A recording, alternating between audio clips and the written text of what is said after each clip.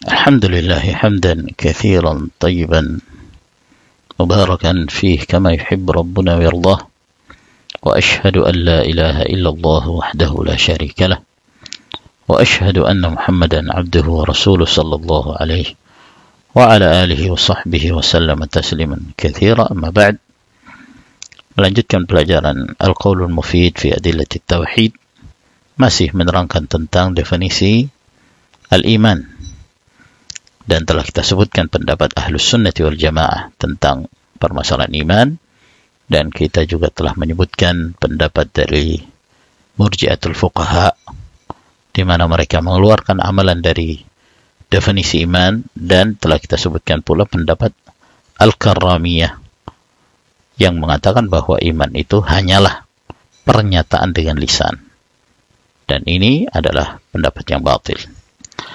Masih melanjutkan tentang definisi iman, wa dhahabal Jahm ibn Safwan, dan telah berpendapat Jahm bin Safwan wa Abul Hasan As-Salihi ahadu ru'asai al-qadariyati, demikian pula Abul Hasan As-Salihi, salah seorang pentolan dan tokoh dari kelompok Al-Qadariyah, yaitu pengingkar takdir, ila anna al-imana huwa al-ma'rifatu bil qalbi. Mereka mengatakan bahwa iman itu adalah mengetahui dengan hati.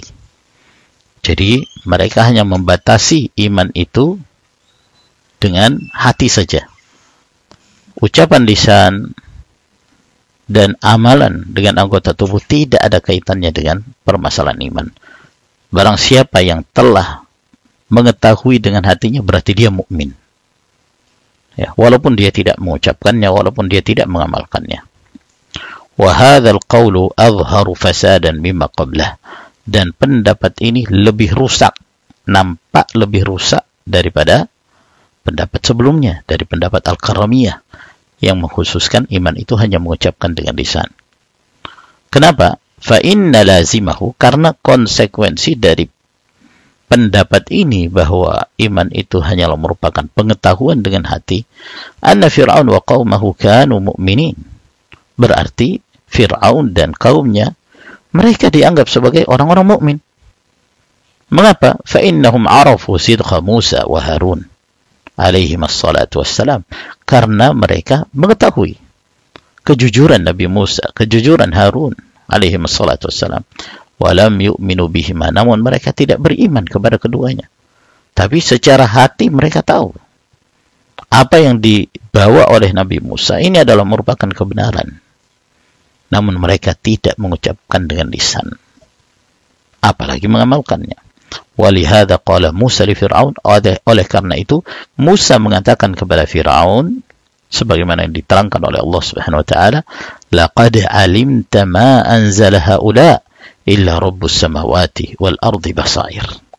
Sungguh engkau telah mengetahui, wahai Fir'aun, apa yang diturunkan oleh mereka ini, maksudnya mukjizat-mukjizat yang dinampakkan di hadapan Fir'aun oleh Nabi Allah Musa alaihissalam dan yang lainnya.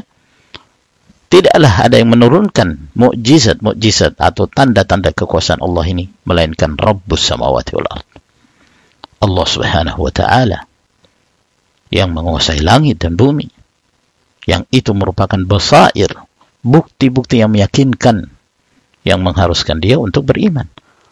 Jadi Nabi Allah Musa alaihissalam mengatakan kepada Fir'aun, laqad alimta, kamu itu sudah tahu, secara hati kamu sudah mengetahui kebenaran itu, namun dia enggan untuk mengikuti apa yang dibawa oleh Musa alaihissalam. Wa qala ta'ala, Allah azza wa jalla juga berfirman, wa jahadu biha wastaiqanatha anfusuhum zulman wa 'uluwa. Mereka mengingkarinya dalam keadaan hati-hati mereka, di dalam diri-diri mereka meyakininya, disebabkan karena kezaliman dan kesombongan. Fanzur kaifa kana aqibatul mufsidin. Maka perhatikanlah akibat dari orang-orang yang berbuat kerusakan di muka bumi. Yang menjadi syahid adalah firman Allah, wastaiqanatha anfusuhum, diyakini oleh diri-diri mereka. Jadi secara hati mereka mengetahui, mereka meyakini, namun mereka bukanlah kaum mukminin. Namun kalau berdasarkan pengertian Jahm bin Safwan dan Abul Hasan As-Salihi, berarti mereka mukmin. Wa ahlul kitabi kanu ya'rifuna Nabi sallallahu alaihi wasallam kama ya'rifuna abna'ahum. Demikian pula ahlul kitab. Mereka mengenal Nabi sallallahu alaihi wasallam sebagaimana mereka mengenal anak-anak mereka. Mereka tahu kalau itu adalah Rasul.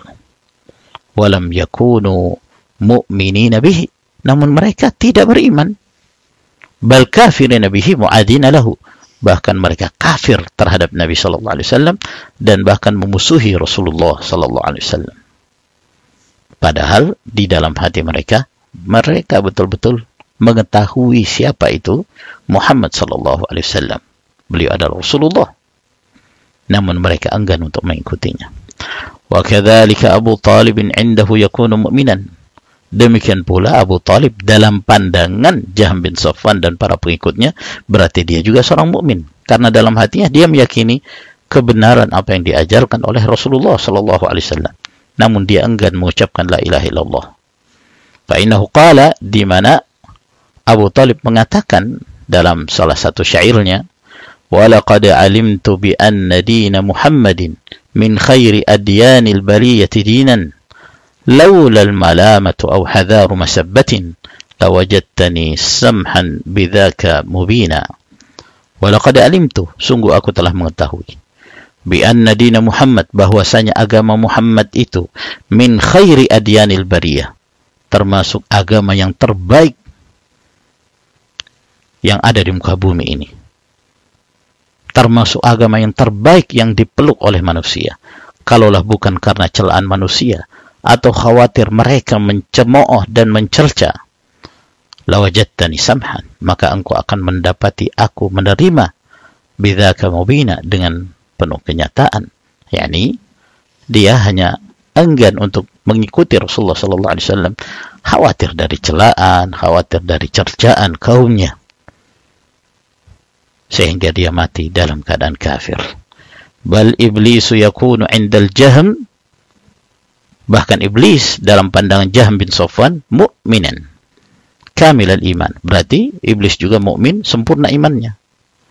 Fa innahu lam yajhal rabbahu bal huwa 'arifun bihi, sebab iblis tidak jahil tentang Rabbnya, dia tahu, bahkan dia mengetahui Allah Subhanahu wa taala. Bahkan dia berdialog dengan Allah Jalla wa Ala.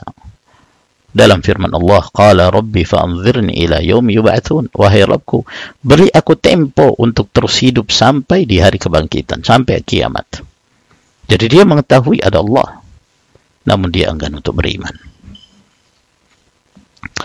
Qala rabbi bima aghwaytani, dia juga mengatakan, wahai Rabbku, disebabkan karena engkau telah membuat aku menyimpang. Sebagaimana iblis juga mengatakan, qala fa bi'izzatika la'ughwiyannahum ajma'in. Kata iblis, demi kemuliaanmu aku akan menyesatkan mereka seluruhnya. Jadi mereka yang digoda oleh iblis, dan iblis mengetahui, dia berdialog dengan Allah Subhanahu wa taala. Berarti dia mengetahui. Dalam pandangan Jahm bin Safwan berarti iblis mukmin. Wal kufru 'indal Jahm huwa al-jahlu bir Rabb ta'ala. Sedangkan kekafiran dalam pandangan Jahm bin Safwan adalah jahil tentang Allah Subhanahu wa taala.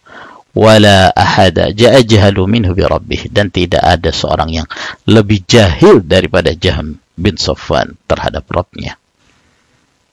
Ini adalah merupakan keburukan dari pandangan Jahm bin Safwan, dan ini merupakan salah satu yang menunjukkan kekufuran Jahm bin Safwan di dalam memahami definisi al-iman. Wa sallallahu ala nabiyyina Muhammad wa ala alihi wa sahbihi wa sallama tasliman katsira walhamdulillahi rabbil alamin.